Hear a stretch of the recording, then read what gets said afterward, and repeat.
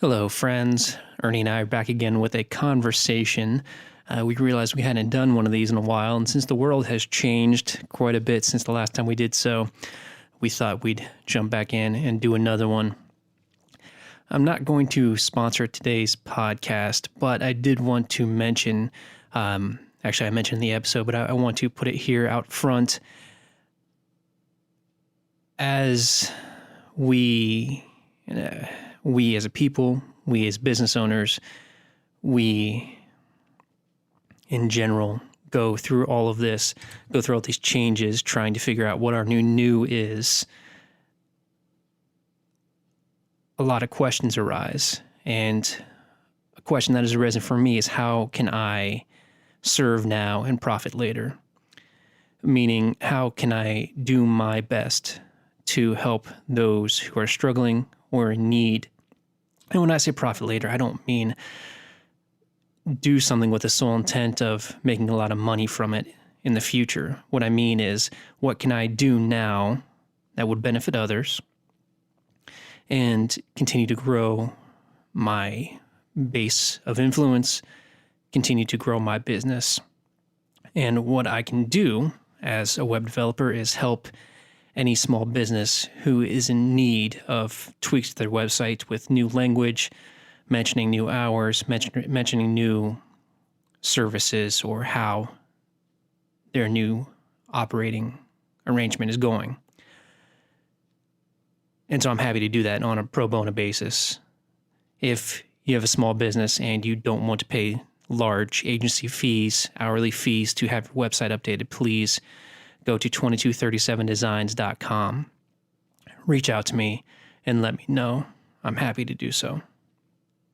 You know, as we jump into this conversation, it's becoming apparent that our podcast, and I'm sure many, many, many others, don't have a whole lot to talk about right now outside of the pandemic, and we are cognizant of that, and we are doing our best to provide as much value and content as we can.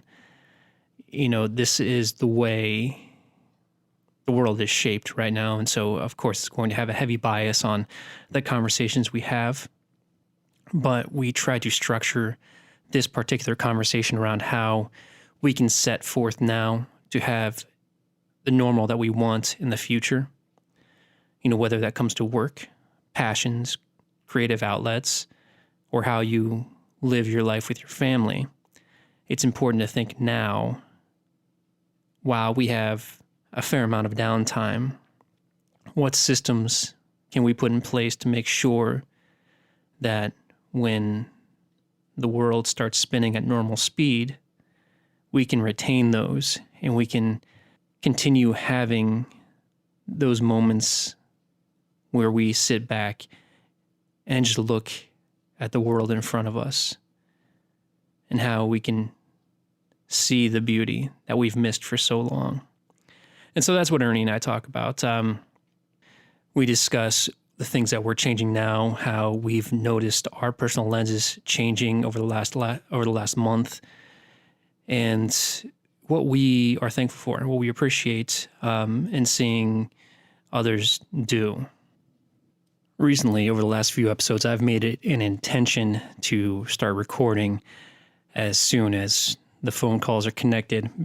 So many times a conversation is had where I wished it was recorded because that's just good quality content. And so I did so again today when Ernie and I hopped on the call, and we talk about his business, my business, and how we can grow each of them, especially in uncertain times. And so I included that here. And so I hope you can get value from it. Before we jump in, again, thank you so much for listening. If you're listening to us on Apple Podcasts, please take a couple seconds to leave a quick 5-star review. That goes a long, long way in helping others find out about us. And then if you're on the Instagram, please feel free to follow us at One Mosaic Life. Thank you so much again, and enjoy. Welcome to the Mosaic Life Podcast. Life is an art. Every moment a picture painted in time. The color, texture, lighting, all context. The Mosaic Life vision is to cast a warm glow on your masterpiece, highlighting the struggle, while showcasing the culmination of years of hard work. Join us for guided meditations, interviews with authors and leaders, and engaging conversation as we explore the depths of our consciousness. Yeah, and for me, man, honestly, it's a challenging conversation. I feel almost as though I'm being coerced into creating a website through my conversations with John, and because I really don't see a purpose in it yet. Okay, let me ask you this. Do you feel like do you personally feel like your business would receive value, or more directly, do you think your business would make more money if you had a website to attract people? I don't know. People would tell me yes. Like, people who are in the marketing industry would tell me yes. Of course, because they're trying to sell you things. But I mean, dude, I'm going to tell you, when you post our episodes on Facebook, like, I see a big bump in download numbers. You've got influence on Facebook, and it's good. I don't, because I wrote Facebook off a long time ago. So I think Facebook's algorithm kind of does the same thing for me. So I don't really get a lot of traction or engagement on my posts on Facebook. I'm trying to build it up on Instagram, but the point being, you've got a very good and engaging audience on Facebook. So, I mean, if that's a platform that works for you to build business, cool. You don't necessarily need a website. A website would be good for nothing else, just to be an information portal where you can point to your other social media. But if that's not where you're developing business, then, spending money on it doesn't make sense. I mean, I was waiting to get a couple answers from you to see, if this is something that I'd recommend you do on your own, in which you can use Wix, Wix.com. From a designer standpoint, I hate that, but from just somebody who isn't in the industry, it is simple to use. Even Squarespace isn't too bad, but Squarespace is paid. So, it's, really where you think you can best communicate with your audience or engage with them. Yeah. I guess what I'm realizing now, that if I had a website, what I would want it to do is I would want it to be a link on my social media that people who might not be comfortable with reaching out to me or asking for support could click on to get information, like you said, an information portal, right? Just to expand their awareness on what it is that I do. Yeah. And that would be very easy, very simple, like one page, maybe 2 pages, like a page for information and a page for like content. Yeah. Yeah. Yeah, because I have a Facebook page for my coaching, and people still click on it, even though I've hidden it. I thought I've hidden it because I don't use it anymore. I posted on it 2 years ago, and people still click on it and it'll show me oh, you got 8 views this week. And I'm like, fuck, people are clicking on this. It's not showing them the side of me that I would want them to see. Right. If these people are clicking on it, and I don't know who's clicking on it. So if there's a way to make people more comfortable with me, that would be a reason to have a website. Yeah. So I know I asked you this previously, and I know it was kind of going through a bit of a change. Do you have a business name? Do you have a solid business name that you're using now? I do. Muse Coaching, but I don't like it anymore. Or at least I want something different. I just haven't taken the time to look into it or consider it. Okay. I mean, I don't know a ton about it, but I'm fairly certain if you didn't want to, refile things, you can just, file a DBA where you keep the same LLC and then just, doing business as Ernie's Coaching or whatever the fuck you want to call it. Yeah. And then, but once you do, the point I'm trying to make is, once you do have a name that you love, certainly before any design work, get a logo that you love, maybe hop on Fiverr or, just talk with somebody who's, good at logo design to really get you something that can, inspire creativity for yourself. Yeah. Yeah. I think I just need to come up with another way to attribute words that define. Honestly, I'm really thankful that you brought that up.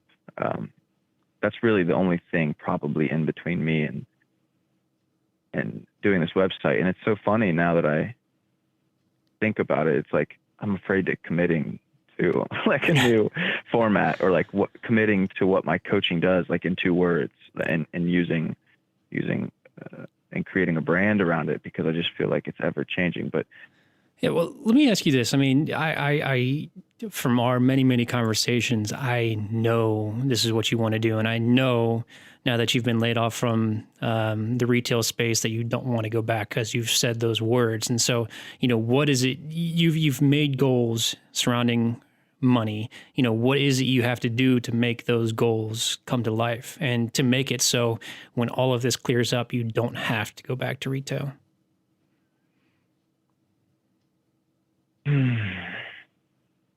Well, I would have more money in the bank, and then I would have a process in which I'm confident and so a predictable income through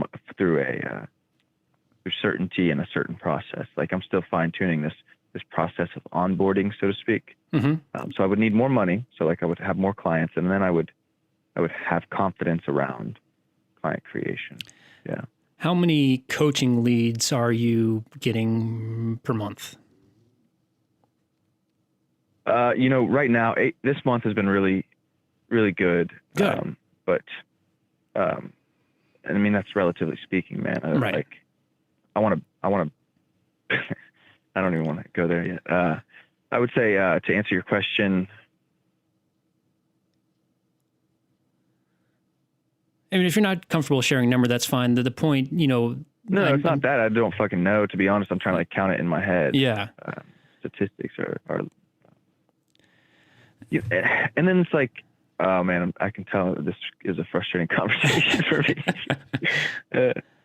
Like I've been really like living on the fence of like, I want to fucking bail, and I can do this. What would you do if you bailed, man? What would you do? Yeah, I don't know. I would wait for the another opportunity to arise, I guess. Right now I'm reading Choke by Chuck Palahniuk. If you don't know, he's the guy who wrote Fight Club, and I read Fight Club a long time ago, and I'm not really enjoying this book. That's aside from the point. The main character in the book, he works for like a colonial era, like a reenactment place where people just go to, like, the way the character describes it in the book, it just seems miserable. The things that he's put through by his boss, like people actually getting put in stocks because they're not following the rules. It's like that sort of anxiety that I feel going back to a job where I'm metaphorically put in the stocks because I'm not living up to the expectations of a manager. Like I can't do that. I will never do that again. So I know how passionate you are about coaching, and I know how passionate you are about helping people. So I just, I want to make sure that, if you say that there's a part of you that thinks you want to bail, like I want you to make sure that you know where that's coming from, and what that means for you. Totally. I mean, yeah, I notice it comes from the continual confusion and the various answers. Yeah. That I receive. Yeah, I get that. Yeah, and so and like I want. I mean, I don't know, dude. Like,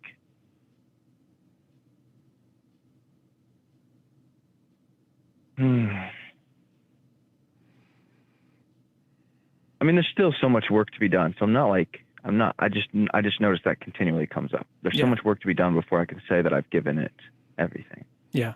And at which point I could bail. I'm like, oh, this doesn't fit because I understand it in this way now. And there isn't any of that at this point. It would be me giving up to alleviate a certain type of pressure or a certain type of stress. I get that. Or confusion. Yeah, that's what it would be. So it's not like I mean that, but like I guess that when it comes to leads, where we were in the first place, I haven't tracked leads quality wise. I haven't converted anybody, and Yeah. So and I'm just continuing that process. So. I'd asked about that because, there's an equation that I don't know off the top of my head, but let's just say you have 10 leads in a month, you get to talk to 80% of them. So that's 8. And then you close, 50% of those. So that's 4. So if you need to convert 4 new clients per month to stay afloat or to do the amount of business you want to do, that means you need 10 leads a month or, or more. So that's why I was curious.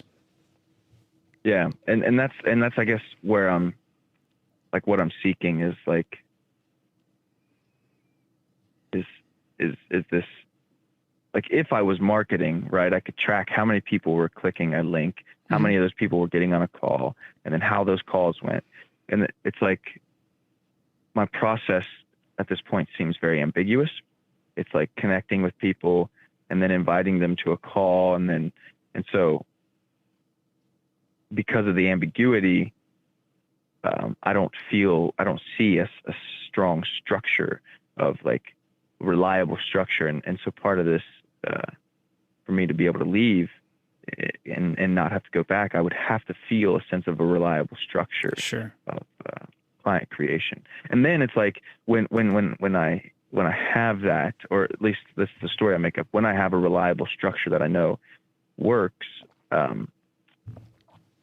then I can double down on something. I could triple down on something to get a more result from it.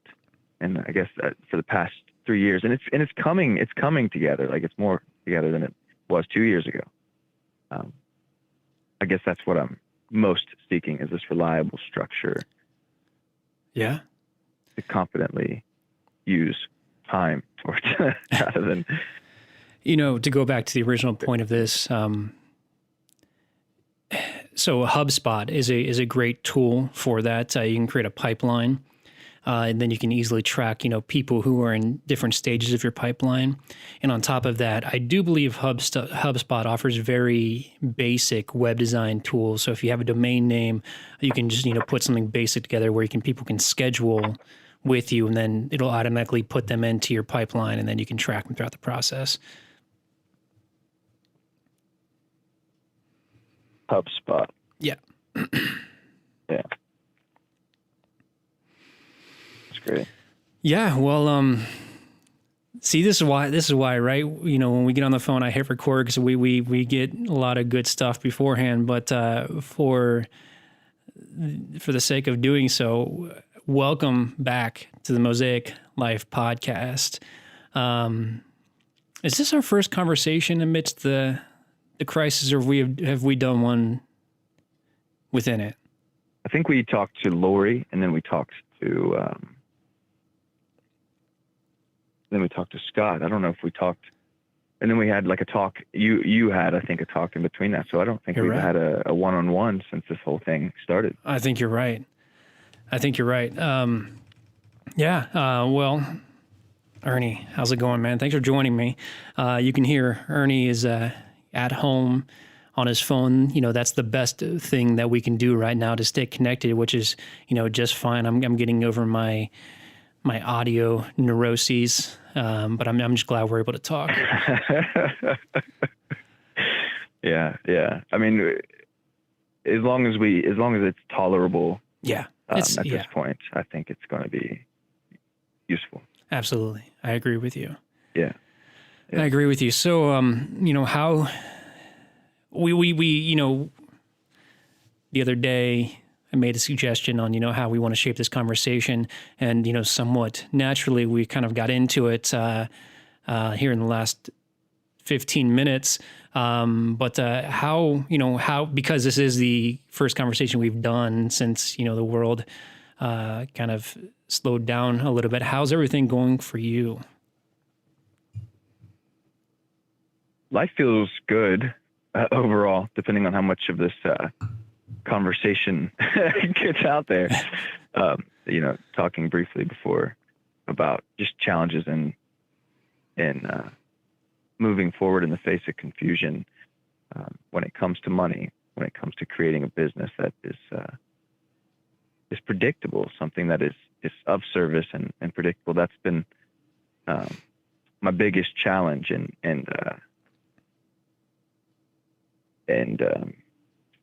the place where most of my internal like discomfort has to be addressed. And I say that like because it's painful when I'm confused. It can be painful when I'm confused. It can feel frustrating, and I can want to not be in that place. But I'm actually really thankful that I'm able to say that it's building a business, something that I have no idea in a lot of places about.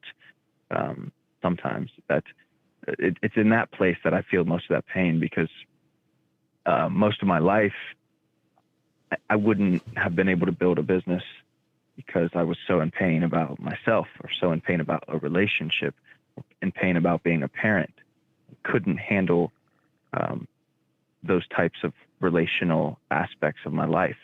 Couldn't handle being alone without being lost in, self-loathing and anger. So it's the past, 4 years of work that have prepared me to be the quote unquote stuck, or to allow me to be in my home as much as I am, and to have the capacity to be with it and to experience it in a great way. So, I'm having more time and more freedom to be with my family and be with myself, and then also to work on my business. And I've been, like we were talking, learning from that place. So overall, I feel a lot slower. I feel a lot more freedom to be, and that's been really nice.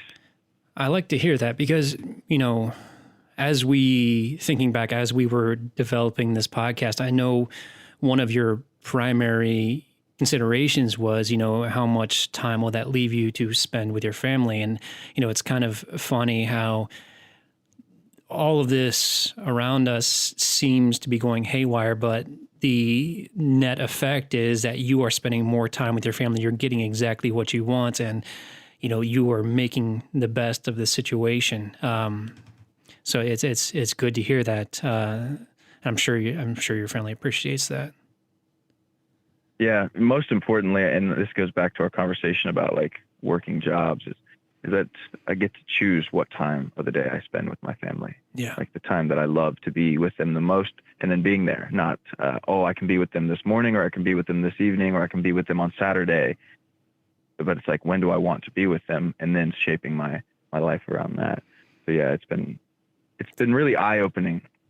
I was talking to a friend of mine, a client of mine, and she said one of the best things about being in this quarantine is that she has the time now to create her ideal life. So whether or not she has to go back to working part-time, or whether or not, this or that happens after this virus passes, she's taking this time to create what her ideal life would look like when she has plenty of money, or when she has plenty of time, or whatever, what have you. So it's just an interesting way to look at it.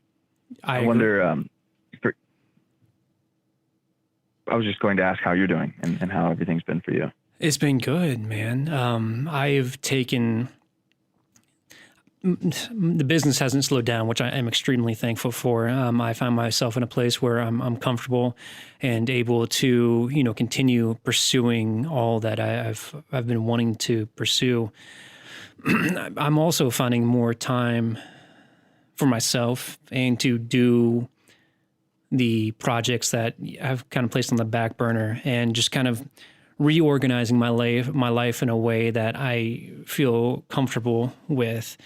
I think I told you at one point in time, in my 20s, it wasn't exactly, I look back at my 20s and I think, oh, that was a great time. But, the things I set up were done hastily. And so I'm trying to go back and make sure that the systems and operations within my life are done in a way that are sustainable, and they're reliable. So I can, say, okay, my business needs to be running this way, and it can do so without me being around, or with me taking a day off. And I'm thankful for the ability to slow down personally and, seeing the world slow down a little bit around me.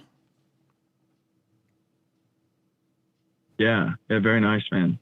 You are the systematic guy, and I've admired it from day one, and it's now seems to be like more fruitful than ever, having created these systems. It was a lot of work. I have not always been that type of person, but it just, it seems to make more sense to me now than it ever has before. Yeah. And so go ahead.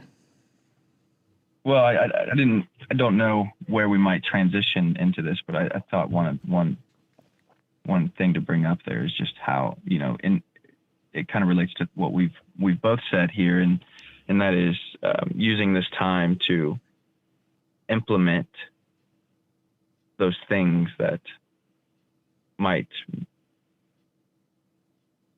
bring about a more fruitful life in the future. So whether that's like using your time to dive into different, systematic approaches to your life, whether that's routine or time blocking or budgeting, or using this time to just create what you would do if you had all of this time for the rest of your life. What would you do for yourself, and what would it look like? How would it enliven, your creativity, and how would you utilize that? It's a really, in the midst of the emotional toll it could take for people, what would you do to make this the best day ever if you had 24 hours that you didn't have to commit to a job or what have you? Yeah, and a sense of it is, I think a lot of people, or maybe that's just my own, the lens I'm wearing. I should say, it's easier for me personally to see right now how short life truly can be. Where these people who were previously extremely healthy, we hear stories of them ending up in the ICU or even passing away. And so for me, it's realizing, okay, what do I want my new normal to look like? This normal we have now, this is temporary. Being stuck at home, not being able to go out to restaurants, not being able to be in big groups, that's temporary. That will change. But this new normal for me, what do I want that to look like in 6, 12, 18, 24 months? Do I want to go back to pushing up against deadlines, living a little bit more chaotic of a life than I want to? Or do I want to have the comfort and the freedom to pursue creative outlets like writing, like building things, whatever? Making that space has never been easier than it is right now. It won't always be that easy if things start to progress more quickly, which I'm sure they will, because, there's 8 billion people on this planet. We can't, ignore them all. So what will my normal look like in 1 or 2 years? A couple of things. One, I keep, fantasy keeps playing in my mind, and I use that word loosely. New Year's Eve, they always talk about, leading up to midnight, everything that, has happened throughout the year. And I can't even imagine what New Year's Eve is going to look like this year. You're going to hear social distancing, you're going to hear lockdown, you're going to hear coronavirus, you're going to hear pandemic over and over and over again. And, you think back to 9/11 and everybody came together as one people, to help each other out and to show their love and support. But that died, that went away after not too long from 2001. And so I'm just wondering how long this feeling, this sense of we are better than what we've created, will last. I'm hoping it lasts for quite a while, because I'm seeing a lot of people really doing great things right now. I know that was kind of a monologue, but they're just the thoughts that have been going through my mind. Yeah. Well, I mean, and I'm not one to discuss when or how long before this is over. And we do go back to whatever normal or what becomes the new normal if there's an entire shift. But there is an aspect of wondering here about how do we instill, like etch in stone the lessons we're learning about us right now. Like, what better time to integrate the most powerful lessons than a time where there's so much space in our day, in our life, and there's so much there's a slower pace. So, I used this metaphor the other day, and this is how I see it. With life as it was for me, there was a quicker pace to it. It's just how I felt it. And some people that I've talked to about it say they felt the same thing. Maybe some people thrive on that. For me, I've enjoyed the slowing down. And what seems different for me is I'm imagining being in a boat, like a wooden canoe or something, and I'm flowing down this river, and there's a waterfall about 300 yards ahead of me.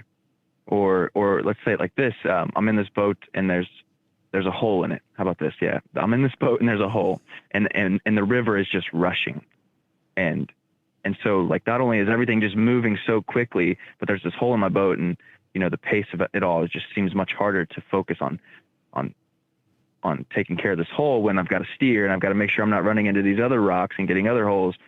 But when things have slowed down, it's like, okay, I'm on the lazy river, and there's a hole in my boat. I'm just like getting it patched up, right? If I need to get out of my boat and look at the bottom of it, I can get out, and it's all good. Like, it's much slower. So I wonder what it looks like for us, individually, which is in the end, I believe,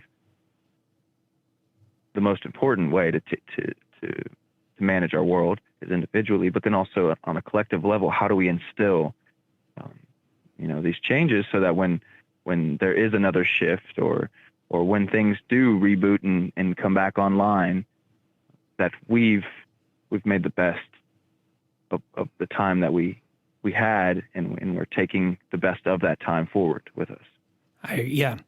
And let me ask a simple question based on your metaphor. Would you rather be the person who is taking a cup and trying to, get the water out of your boat, cup by cup? Or would you rather be the person who just sticks a plug in the hole and moves forward? What is going to be more beneficial to you in the long run? I have to imagine plugging the hole is going to be the answer for the majority of the people, which is, where we are right now. We're plugging the hole that has been a leak in our lives. Our attention spans have been leaking. Our love, what have you. There have been all of these things that, we were just diverting every aspect of our lives, and now we're kind of honed in on what we have right in front of us. And I think people are seeing that a lot more clearly now. And I really hope, we go back and forth, on the foundation of this podcast. And I think if we had to really distill it down, it's, let's be happy. Let's show other people how to live a happy and fulfilled life. And it's seeing that it's knowing that there's more to your everyday life than, going somewhere from 8 to 6 o'clock and being miserable, coming home and still having that hangover from the past 10 hours and, projecting that onto your family, which, makes for another 4 or 5 hours of misery, and then wake up and repeat the next day. I want so bad to allow or to help other people realize that there's so much more to that. So much more than that. Okay. So something's coming up now, and I want to pose it to you. Yeah. So there are probably people who are feeling the same, like as we're talking about, we're at a point where we're like, let's utilize this time. It's not great. It's not the best. It's kind of disturbing, to turn on the news and see what's happening in the world sometimes. But but in my life right here, I'm going to utilize it as best as possible to make the best life. And then there might be, other people who have already created a new normal in this for themselves that is, how do I say this? Or not created, like they've chosen to like create it this way, but are already like into a routine of this sucking, like this is the worst thing ever. And then they just so happen to stumble on this podcast called The Mosaic Life, and they click on this episode and they're sitting there like, oh yeah, it's all fine and dandy, you assholes. Like, you're talking about taking advantage of it, but I've got this, and this going on, and I don't know what to do. And, so at this point in the conversation, then what would you tell, like if you were to pose an assignment for these people that might be just like, and I'm one of them in some respects. We were talking about ways I would like to feel more confident about my business prior to, starting up the episode here. But what kind of questions might this person ask themselves, or how might they go about this process of renewal, midway now through this, or midway, who knows how far through this we are, what inning we're in. But do you have an idea of like specific questions or an exercise or what a person could do in this moment to change the next moment? Let me see if I can interpret and answer that question. The space I surround myself with is, in regard to work and business, it's the small business space, it's entrepreneurial space. And, I network with a lot of small business owners every week, and some of us are doing well and some of us are struggling. And the best thing that the people who are doing well can do is help those who are struggling, whether or not, it's a mechanic. If there's something on your car that you've been waiting to get fixed, now is the time, because, for the majority of mechanics, they are still open because they are essential. Restaurant owners, you've been hearing restaurant owners left and right. If you can afford it, support them, get that carry out, get the delivery. It's not, I don't know, everything has been, in the last 4 years, hell, maybe longer, the last 4 years is really, all I've been paying attention to, or all, when I grew up, I guess, it's always been us versus them. And I'm sure it goes well beyond 4 years, probably 12 years, 16 years, I don't know. This is not us versus them. The people who are outside the Ohio, whatever it's called, this is embarrassing, the Capitol, dude, where's the governor? What is the building? The State House? The State House. Thank you. I don't know. The State House. Yeah, the people who are outside the State House, protesting Governor DeWine's decision to keep the public healthy. That's short-sighted. I feel for you. I know that it sucks to have your business closed down. I do. But, if we're not in this together, and, all of your customers die, like literally die because they were affected by this virus, then what are you going to do then? We all need to be a part of this together. If you've got a good friend who owns, a small brick and mortar shop who is not essential, what can you do to help them continue to survive? If you're a landlord and you've got people, I posted a question yesterday on Facebook, or one of a few questions. Can you serve now and profit later? See, that's a yes or no question. If the answer is yes, then what can you do for people whose answer is no? If I, as a web designer who's been working from home for 2 years, if I can help a small business by making a couple updates on their website in regard to the virus now for free, and build that relationship and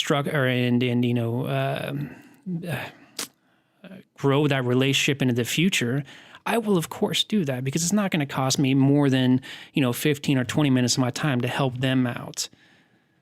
And then, I have that referral source in my back pocket. And, I have a friend, I've got, somebody I can trust moving into the future. So it's not, this is not us versus them. And and I will say this, if you think it is, you're extremely narrow-minded and short-sighted. Don't do that, because literally we all can die from this, both metaphorically and physically. Our businesses are going to take a hit, and, we physically can take a hit too. So we need to do everything we can to help everybody around us. Mm. I don't know if that answered your question, Yeah. but and that's, It answers part some of it, Okay. this idea of how we can come together and how important community is through this whole thing. I was in a conversation with a gentleman the other day, and we came up with, we weren't brainstorming for this idea, but it came through our conversation that community is the immunity right now. yes. And sticking together is an important piece, and I was also considering this idea of individually for those people who maybe they're not owning a business, but there's levels of their lives, like you mentioned earlier, that are wide open and focused now because, things have been taken away. They're not going to work every day. So they have to look at, their relationship or their eating patterns. They have to look at them head on, or how they might, have trouble focusing on their commitments and things like that. And I wonder, if you have any ideas, and we can talk through this too, for that person who, could utilize this time, but they're just how the hell do I utilize this time? What am I great? I do have time now. How can I use it? Somebody help me out here. So, yeah, so you're basically asking, where can somebody start to improve their life in regard to healthy habits, both, nutrition wise and, in regard to mental health Yeah. too? Just your ideas on jumping off into that, okay, yes, you're right. I see it's been 3 weeks now and I'm freaking out about this and that. And I realize they're not a big deal, but I don't know how to manage it. What can I do to start, absorbing insights from Sure. this? Well, first and foremost, get outside. You don't have to stay inside. You don't have to binge everything on Netflix or Disney Plus. Get outside, go for a walk. You can maintain plenty of distance from everybody else. I reposted on my Instagram at Trey Kaufman, something from Dr. Rhonda Patrick. Vitamin D is extremely essential, especially when it comes to lung health. And I'm not a doctor. I know nothing. I'm a big dummy when it comes to it. But there's a post that I reposted from Found My Fitness. Vitamin D is very good for lung health, and especially in regard to COVID-19. It's not going to cure it, but just check it out. Getting outside is a great place to start. If you're interested in eating healthier, there are so many people out there that I can, make reference to. A friend of mine, Dr. Karen Nemick, she's a nutritionist as well. Good place to start, from a personal standpoint.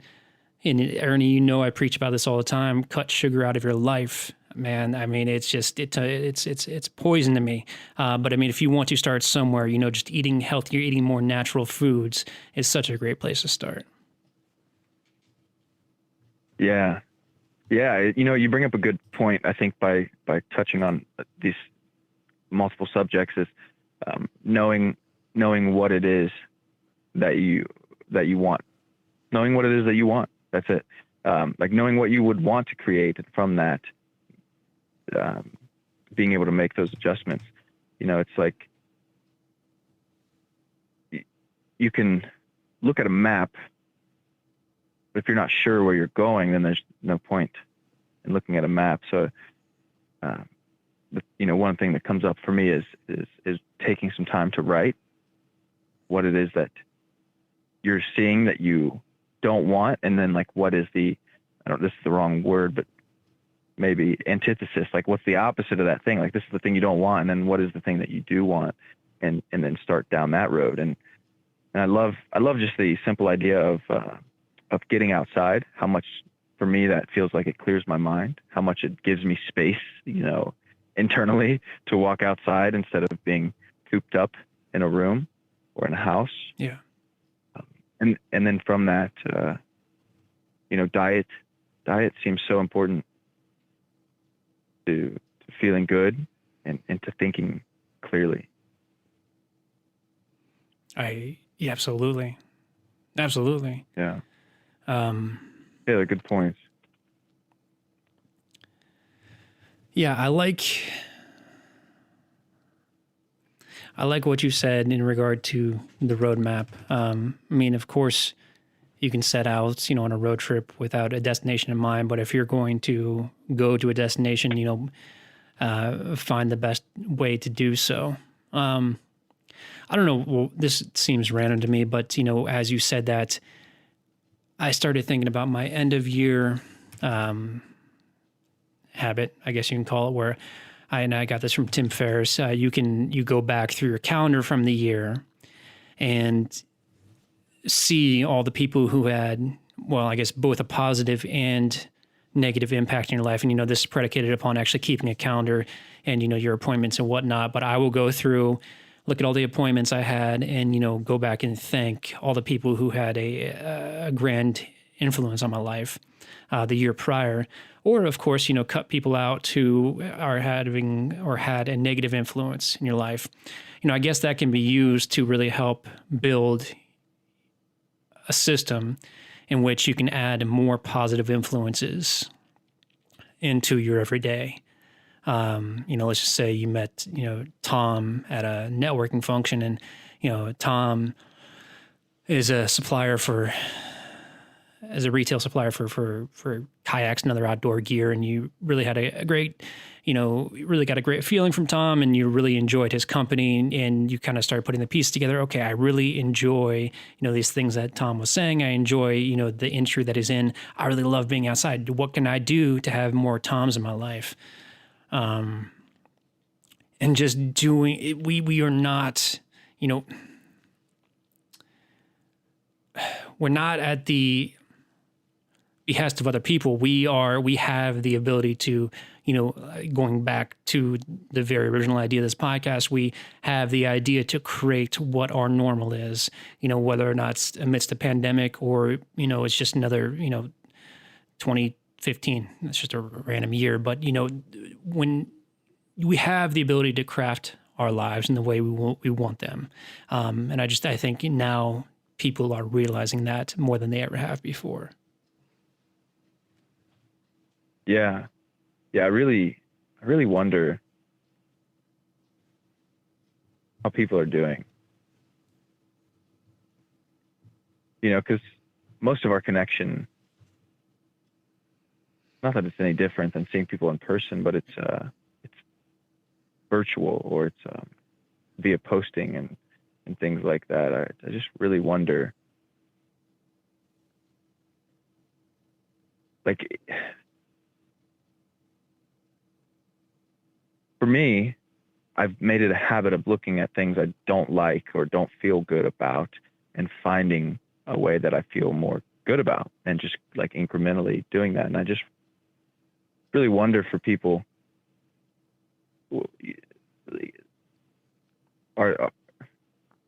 is that happening for people that maybe it didn't happen for prior to this? Or is it more numbing, finding more creative ways to deaden the pain, or to deaden the feeling of, I need to change this, or I don't like this and I'm ignoring it. Yeah, I do. I mean, you're asking if people are finding vices to, ignore the situation that we're in, right? Alcohol, drugs, what have you. Or am I getting that wrong? Yeah. I mean, yeah. Is it like my hope, this is what I'll say. My hope is that people are like staring at the train because they don't have somewhere else to look, like there's, and that they're like, okay. and I have plenty of time. So let me get out of the way of this train while I have all this time. But I wonder, like, I guess in this moment, I'm like reeling for the way to serve people towards that more, I guess, is what's happening for me in this moment. Because my fear then, on the other hand of that, is that people are just finding other ways to ignore the train. Well, we can only talk about what we know or what we perceive. And so, if there happens to be somebody who's listening to this where they're screaming at their phone or computer or car and saying that's not how this is, the only way we have to learn is to talk. And so, would love to take that. We'd love to have the opportunity to serve in whatever way we can. I don't think Ernie or myself would ever claim to have all the answers, but we want to have our minds open so we can take as many of them in as we possibly can. Yeah. Naturally, I believe that people want the best for themselves. And so I just really want, I guess, to encourage people or to implore that people nurture that side of themselves right now. I didn't realize some of the frustrations I had about my business until I was talking through them with you. And there are so many insidious places in our lives that we continued to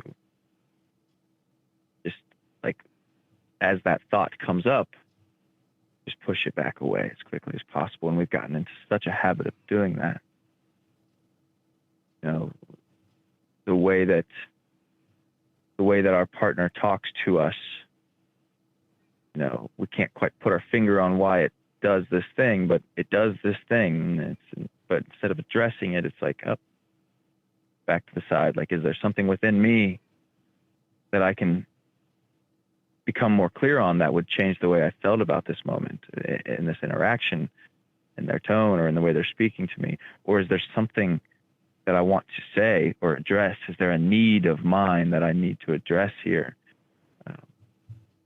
But then we just, like, for some reason, whether it's fear or doubt or insecurities, might push that away, or it's it's looking in the mirror and not being at peace with the work that we've done to create the type of person we are. And but then it's like, I just won't look at the mirror. And so these things are, like, right in the headlights right now. We're, like, literally staring at the train because you can only watch so much Netflix before it doesn't serve the purpose of distraction. Only scroll Facebook so many times before it doesn't serve the purpose of distraction. And I hope that, like, whether they seem insignificant or they seem like the weight of the world, that people might use this time to get as clear as possible on it,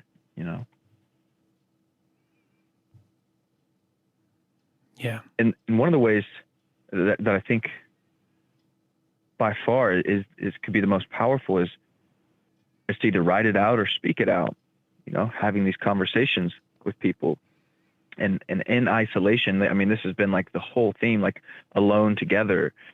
In isolation, some people could be like, this is great. I don't have to deal with people, insecurities. Like, my social distancing is great because I have all these social insecurities and things like that. And then they might, like, just hide up in their house and then find ways to alleviate the pain. And then, but then if a person, could really take the time to, whether it's, like, by themselves in a journal, write out the experience that they're having or the experiences that they're having and the difference in that they would like to experience, or pick up the phone and talk to somebody that they trust and say, this is what's happening for me. And I don't know what to do. But this is what I want. And just, one, getting it off your chest. And then two, like, getting the clarity of speaking it out or writing it out in order to get a fresh perspective on it, and then utilize the time to do the research, right? There's no excuse now. Like, okay, I know the problem.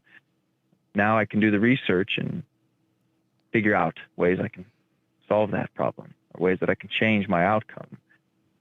And then take the rest of the time to enact the solution. Okay, and now I still have more time. Well, what did work? What didn't work? And how can I adjust? Yeah. A couple of things in regard to writing it out. I love that idea because it forces us to be alone with our thoughts and, what we're doing. The one problem that I have, and I'm sure many identify with, is when I write with the intent of publishing. If any of you are in that camp, in this particular practice, don't feel that pressure. This is an exercise for you to get an understanding of what's going on in your mind, in your world.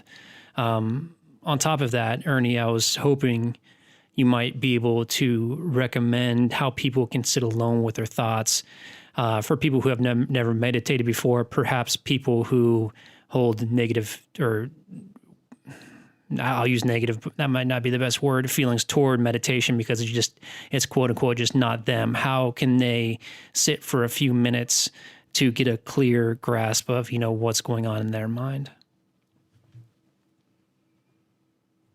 Yeah, the one that I love the most, it's been most effective for me, and I'll preface it by saying this.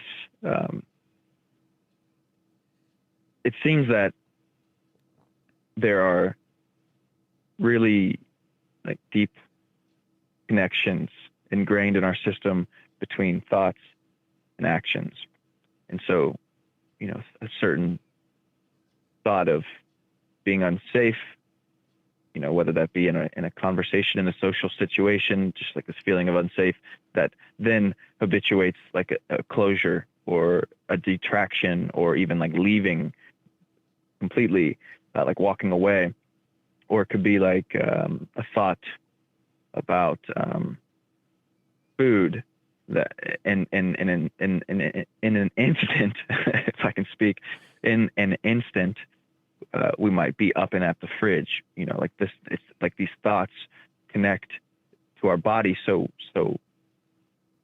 concretely over the course of our lives that one of the most practical reasons for me to not enjoy necessarily all the time, but to find progress through meditation is setting an intention of being still, and then noticing the thoughts.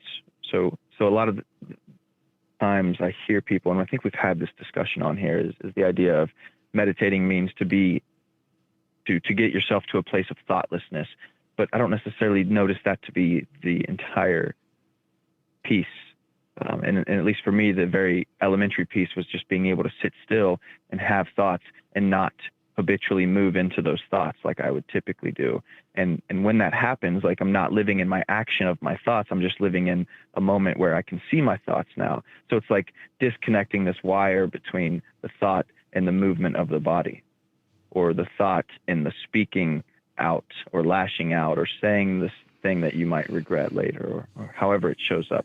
So it like we are short-circuiting the system if we sit still and set the intention to sit still and not move for X amount of minutes, 5 minutes, 3 minutes, 25 minutes, whatever, an hour. And when we break up that unconscious action that we typically live from. And then we also get to see our thoughts from like a movie screen rather than living into them all the time. And then I'll say, like, you can do that for like 5 minutes and feel different. And you can also notice more about yourself than you've ever noticed. And then you can also do it for an hour. People might think this is ridiculous because we live in a society where we're constantly doing something, watching something, reading something, scrolling something, cooking something, speaking with somebody. And to say, like, sit down for an hour in the middle of nowhere and do nothing, it just sounds ridiculous. Like, what could I achieve by that? But not only are you then disconnecting the wires and being able to see your consciousness differently, but those thoughts then start to fall away. And so when you disconnect them for long enough, they start to fall to the side and you feel completely different. And then actually you come from a deeper place of consciousness, of humanity. And so I guess I of course took it to the limit there, saying 60 minutes like is powerful, but it has become a powerful practice. But doing it for 5 minutes is really like the most elementary way that we can start to see how robotic you are. And I don't say this to like judge people. Like you're robotic, so you need to go sit and disconnect your thoughts from your actions. Like that's who I am. I'm robotic right. in so many ways still.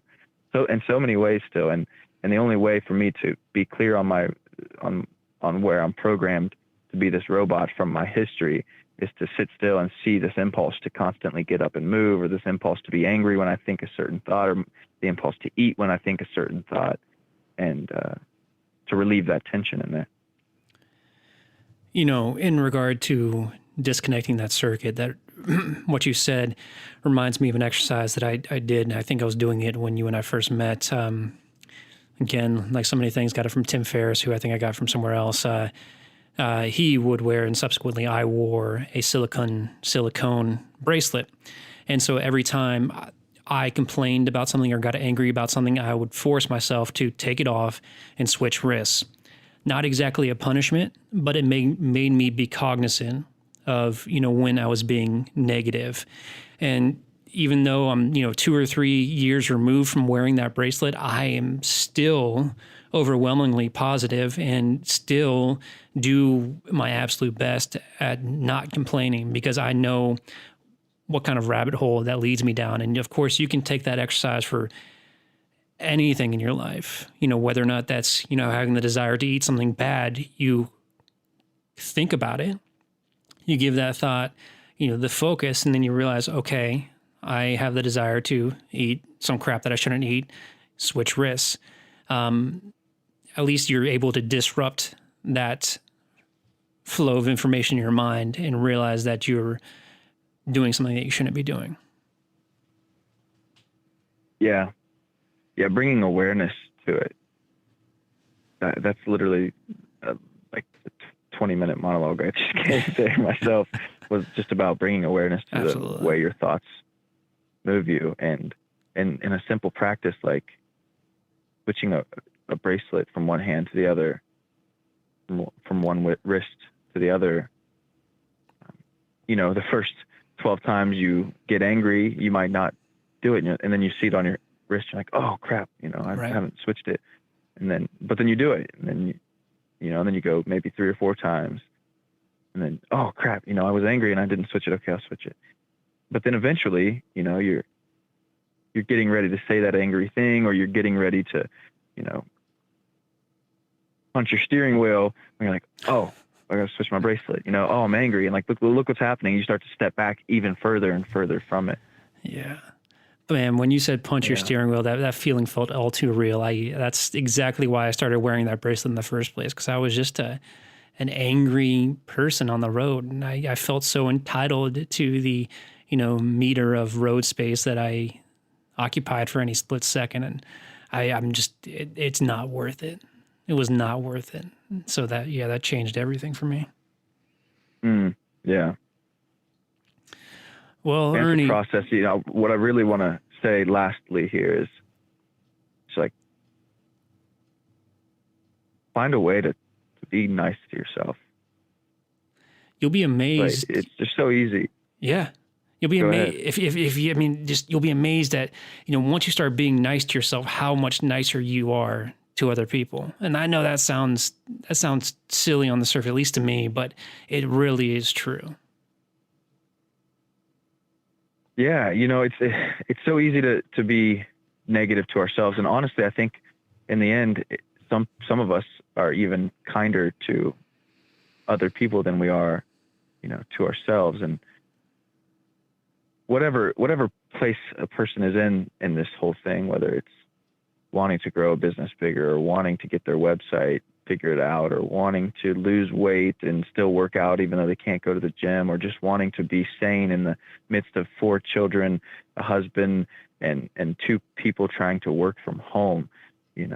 Just being a little bit kinder to yourself and realizing, okay, I am doing my best with what I have, and I'll get better through this process, and I can, whatever it is you have to say, but cultivating a voice of compassion that can carry us through those moments where we don't have any idea of the next step, or we don't, feel like doing anymore. It can be invaluable, especially if we're a bit trapped based upon sanction right now. Yeah, I couldn't have said any better. Before we kind of wrap this up, is there anything you're changing right now, or anything that you're focusing on that you haven't given focus to, that you've been wanting to do?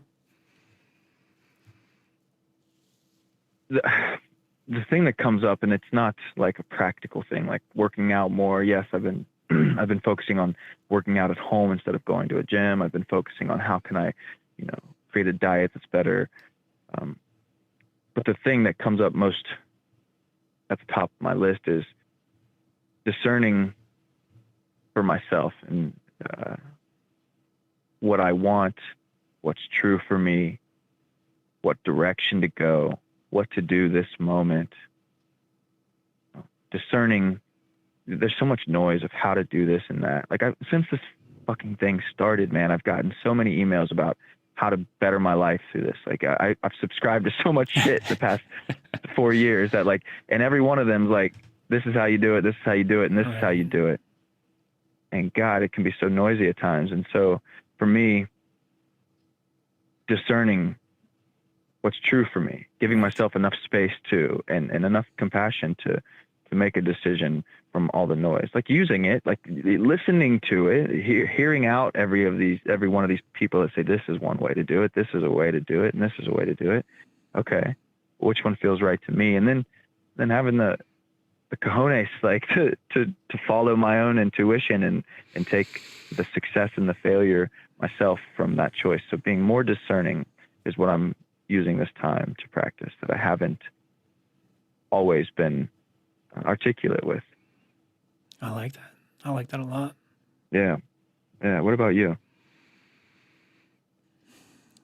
Trying to, I may have touched on this, trying to ground myself in my passions. I made a list the other day of all the things that I've kind of put on the back burner over the last 6 months, kind of passion projects. My reading newsletter is one of them that I aim to relaunch this month. So identifying, what it is that I want to accomplish, and then making the time and the space for it. On top of that, when I decided to go off on my own into business, it wasn't because I wanted to be it was partially because I wanted to be my own boss. It was never because I wanted to make a ton of money. It was because I wanted to boil it down, it was because I wanted to make my own hours. I wanted to have the time to do what I wanted to do when I wanted to do it, and still have, the capacity to do the work I needed to do. And so, I, generally speaking, when I say my passions, I mean running, rock climbing, and mountain biking. There's no place to rock climb right now, so that's, on the wayside. I don't have a mountain bike at this very moment, so I haven't been able to do that. So I've been running a lot. I did 75 miles in March, which was a personal best, and I'm on track to do 100 this month, which has been great. So just really, making the things that making the reasons why I started my business a foundational part of my life.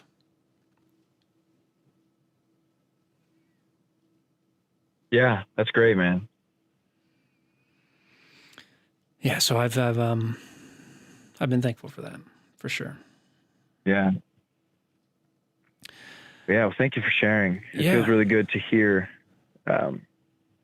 the intention that you put in your life and the way that you